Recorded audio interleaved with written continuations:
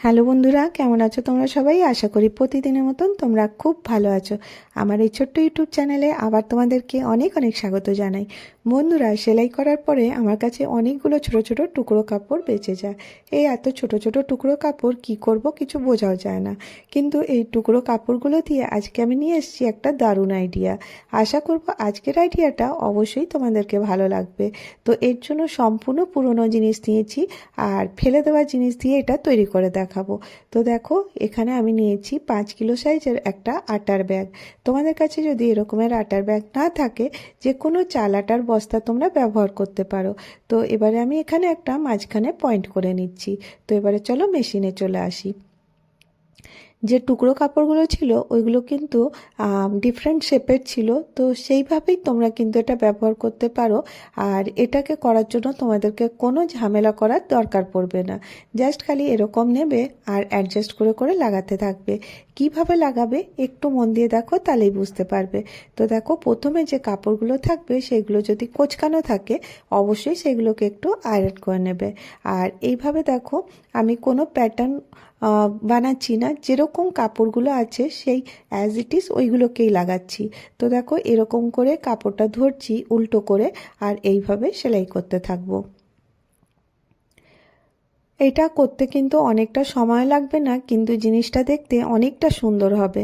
আর এই দেখো, এই রকমের ছোট ছোট টুকরো কাপড় আমরা কিন্তু ফেলেই দিই। সেগুলোকে ফেলে না দিয়ে আমরা অনেক কিছু এইভাবে ব্যবহার করতে পারি। তো দেখো, এরকম করে যখন আমি সেলাইটা করে নেব, এরপরে এটাকে টার্ন করে নিতে হবে। এরকম করে হাত দিয়ে চেপে চেপে এরকম করে করে নিতে হবে, যাতে এটা পুরোটা প্লেন হয়ে যায়। তোমরা চাইলে এখানে এক্সট্রা কাপড় কেটেও নিতে পারো, তোমাদের যেরকম সুবিধা হবে ঠিক সেইভাবেই করবে।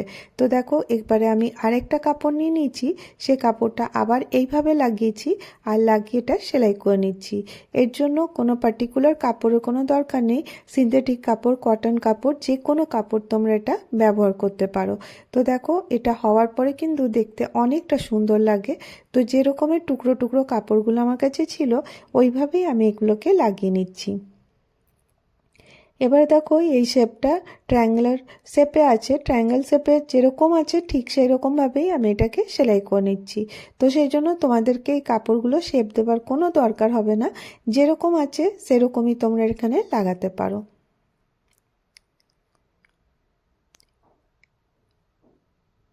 একটু পেশেন্স দিয়ে করতে হবে, কারণ দেখো, করতে অনেকটা সময় লাগে না, কিন্তু একটু বুদ্ধি করে কোথায় কোথায় কাপড়গুলো লাগাবে ওইভাবে অ্যাডজাস্ট করে করে এইভাবে লাগাতে হবে। তো আমি কতগুলো তোমাদেরকে লাগিয়ে লাগিয়ে দেখিয়ে দিচ্ছি, যাতে তোমাদের করতে কোনো রকমের অসুবিধা না হয়।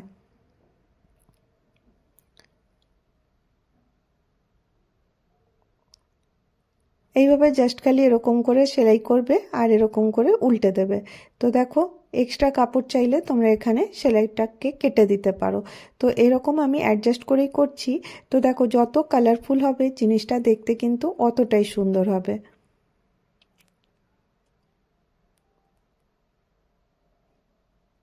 এইভাবে দেখো লাগাতে থাকবো আর খুব সহজেই কিন্তু এটা হয়ে যাবে, খুব একটা সময়ও লাগে না। তো দেখো, এরকম করে আমি এটাকে লাগাচ্ছি। প্রত্যেকটা পিস এইভাবে অ্যাডজাস্ট করে করে লাগাতে হবে। একটু উপরের দিকে করে লাগাবে, যাতে যেখানে মানে শেপগুলো আলাদা আলাদা আছে সেই জায়গার কাপড়গুলো একটুখানি কেটেও দিতে পারো, তাহলে পরে আরও একটু ফিনিশিং ভালো হবে। আর এইভাবে সেলাই করতে হবে। দেখো, এটা করে দেওয়ার পরে এরকম টান নেবে। আর যে এক্সট্রা কাপড় এদিক ওদিক থেকে বেরিয়ে যাবে, সেটা কোনো ঝামেলা নেবার দরকার নেই, ওটা পরে আমি কাট করে দেবো। তো দেখো, যেরকম আমি এই দিকের কাপড়টা লাগাচ্ছি, তো এটা এক্সট্রা হয়ে যাবে। তো দেখো, এরকম করে ইজিলি এটা কিন্তু সেলাই করা যাবে।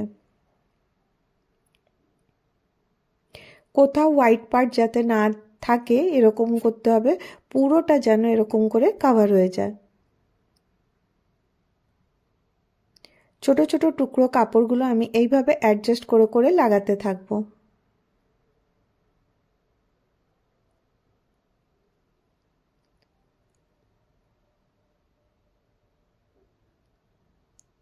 যত কাপড়ের কালারফুল হবে অতটাই এটা কিন্তু সুন্দর হবে। দেখো এখানটা যেমনি এইভাবে লাগিয়েছি আর নিচের দিকে কাপড়টা অনেকটা আছে, তখন তোমরা কি করবে, প্রথমে এটা স্টিচ করে নেবে আর চাইলে তোমরা নিচের কাপড়গুলোকে কেটে দিতে পারো, যে এক্সট্রা কাপড়গুলো আছে সেগুলোকে কেটে দিতে পারো।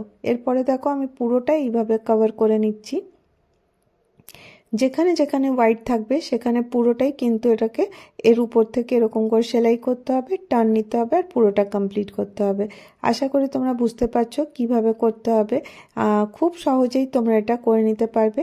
তো দেখো মোটামুটি পুরোটা আমি কমপ্লিট করে নিয়েছি, যা একটুখানি জায়গা বাকি আছে ওটাও আমি এখানে লাগিয়ে নিচ্ছি।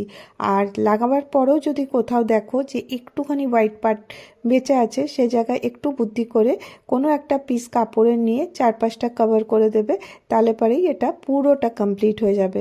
দেখো এটা পুরোটা কমপ্লিট হয়ে গেছে। এবারে কি করতে হবে, যে এক্সট্রা কাপড়গুলো আছে ওইগুলোকে আমাকে ছেটে দিতে হবে। তো দেখো এটা আমি এরকম করে টার্ন করে নেব, আর এবারে উল্টে দিলেই যে এক্সট্রা কাপড়গুলো আছে এখানে দেখা যাবে, আর ঠিক ওইভাবে এগুলোকে পুরোটা কেটে দিতে হবে। তো দেখো খুব সহজেই তোমরা এরকম করে অনেক সুন্দর সুন্দর জিনিস তৈরি করতে পারো। তো দেখো এটা বড় রানার হিসাবেও বানাতে পারো, বা তোমাদের যেরকম ইচ্ছা ছোট বড় বিভিন্ন সাইজের করতে পারো। এবার দেখো এটাকে আমি উল্টে নিলাম, আর এখানে আমি ব্যবহার করছি একটা পুরনো বেডশিট, যে বেডশিট ছিঁড়ে গেছে বা খারাপ হয়ে গেছে, যেগুলো তোমরা ইউজ করো না, সেটা দিয়ে এটার নিচে এটার বেস রেডি করব। তো কিভাবে করছি দেখো, যতটা কাপড় আছে ওটা মেজারমেন্ট করে আমি এখানে কেটে নেব, একটু বেশি বেশি কাটবো। তো চলো কতটা কাটছি তোমাদেরকে দেখিয়ে দিই। দেখো এরকম করে কেটে নিয়েছি, আর মাঝখানে রাখবো আর এরকম করে ডবল করে ফোল্ড করে দেবো, তাহলে পরে কি হবে, রাফ এজেসগুলো আর দেখা যাবে না, আর এটা কিন্তু খুব সুন্দর করে কভার হয়ে যাবে। দেখো একদম সুন্দর করে এরকম করে ডবল করে ফোল্ড করতে হবে, তাতে কি হবে, তোমাদের এই জিনিসটা মজবুতও হবে আর দেখতেও কিন্তু ভালো লাগবে। তো চলো এটাকে আমি প্রথমে সেলাই করে নিই, চারপাশটাই কিন্তু অ্যাডজাস্ট করে সেলাই করতে হবে, কারণ দেখবে যখন আমরা এটাকে সেলাই করতে যাবো কাপড় কিন্তু একটু আগে পিছে হতে থাকবে। সেই জন্য কি করতে হবে আমি তোমাদেরকে বলে দিই, দুপাশটা আমি করে নিয়েছি। আর যখন এখানে দেখো, যখন মোটা করে সেলাই করতে হবে কাপড় কিন্তু এখানে জমা হয়ে যাবে, তখন কি করবে, এরকম করে সুন্দর করে এগুলোকে ঢুকিয়ে দিতে হবে, ঢুকিয়ে দিয়ে এরকম ডবল ফোল্ড করতে হবে। অবশ্যই এখানে একটা বল পিন লাগিয়ে নেবে, যদি তোমাদের সেলাই করতে অসুবিধা হয় বল পিন লাগিয়ে নিলে তোমাদের মেজারমেন্টটা একদম পারফেক্ট থাকবে, আর একদম ইজিলি তোমরা এটাকে সেলাই করে নিতে পারবে। খুব সহজ, খুব ইজি আইডিয়া, এটা হয়তো তোমরা অনেকেই জানো, বা তোমরা যারা জানো না অবশ্যই বানিয়ে দেখো, এটা কিন্তু খুব ভালো লাগে দেখতে। তো এরকম ছোট বড় বিভিন্ন সাইজের বানাতে পারো, এটা ডোরম্যাট বা ফ্লোর ম্যাট হিসাবে ব্যবহার করতে পারো। তো এটাকে তোমরা এরকম করে ফোল্ড করেও রেখে দিতে পারো, আর এটা কিন্তু ওয়াশেবল, তোমরা ইজিলি এটা ওয়াশ করতে পারবে। তো চলো এটা আমি কি কাজে ব্যবহার করছি দেখাই, এটা আমি টেবিল ম্যাট হিসাবে আজকে ব্যবহার করেছি। তো কেমন লাগলো আজকের আইডিয়াটা অবশ্যই জানিও, যদি তোমাদেরকে ভিডিওটা ভালো লাগে একটা like share and subscribe. Bye bye.